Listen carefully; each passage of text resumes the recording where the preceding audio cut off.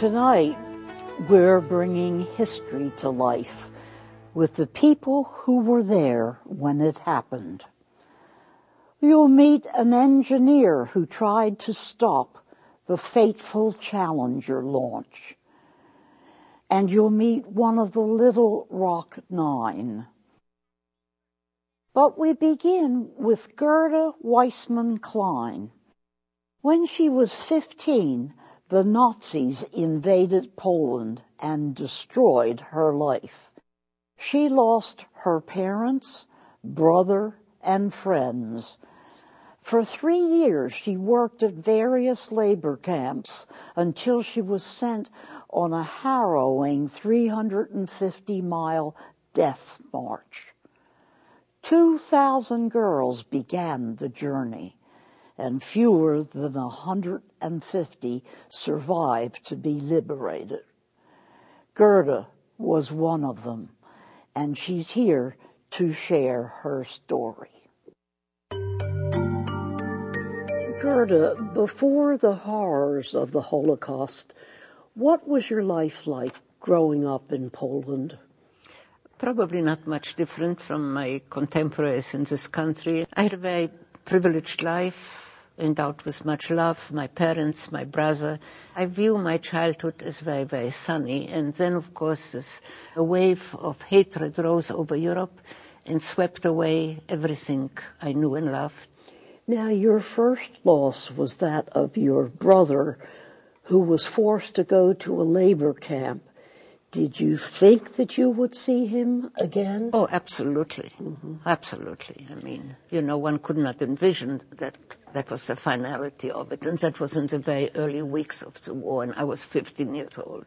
The night before you were separated from your parents, you heard them talking about their love and their lives together. Did you think they knew what was about to happen? Quite probably, but I think by hearing them talk, not about the horrors that they were facing in the morning, but rather the quality of life and the love and the hopes. I think in that farewell, they gave me everything that I have lived by. Well, over the next few years, you worked at several labor camps. What were some of the jobs that you did? We were weaving fabrics, some of it parachute fabrics, which really destroyed your eyes because, there are almost thousands of lights on the silk.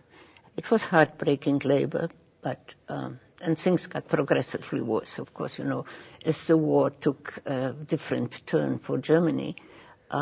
Things became more difficult for us. In January of 1945, you began a 350-mile death march.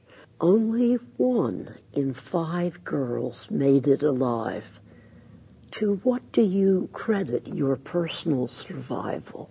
First of all, I do believe that 95% is always luck. To be at the right moment at the right time. Yeah. We were executed every so often. And, sometimes the way you stood, if you looked up, they might say, you are fresh out. If you look down, you are not paying any attention. I mean, your life hung on such a thin thread of circumstance. Another thing was my ski boots. On the day I left home, which was in June, my father said to me, "Where are your skiing boots?" And I said, "Papa, skiing shoes in June, He said, "I want you to wear them." And you didn't argue with your father. I put on the skiing boots. They were really instrumental in saving my life. And they were still good on Liberation Day when they were taken off my feet.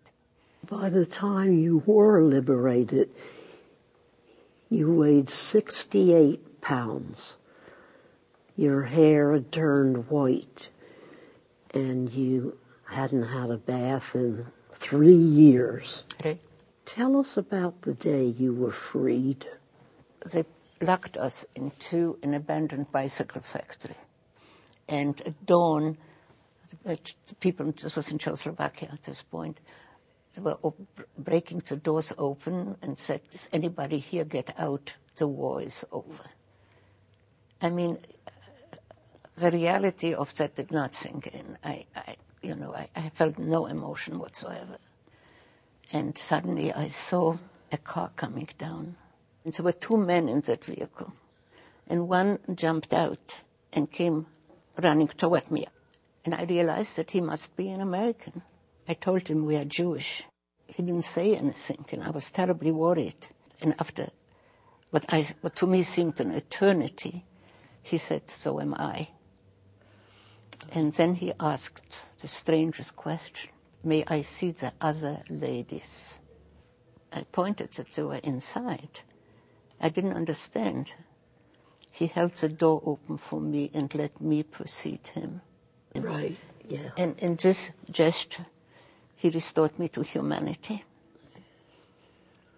And you know what?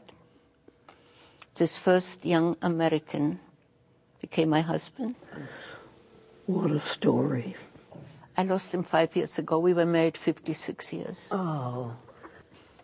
And he brought me to this country, which I love so deeply.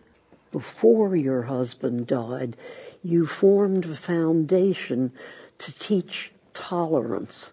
Ever since I came to this country, I felt that I need to give back and speak on behalf of those who cannot speak for themselves, and to help about tolerance and all the pain which intolerance has inflicted. I think the kids should know the greatness of this country. You know, what this country has given me, not only my freedom and being able to write, but to open the doors to all the wonderful things. And I think kids should know that and help our country. What a courageous woman. For more, go to kleinfoundation.org. When we return, how many years ago did integration take place in public schools? Find out and meet one of the first children to break the color barrier.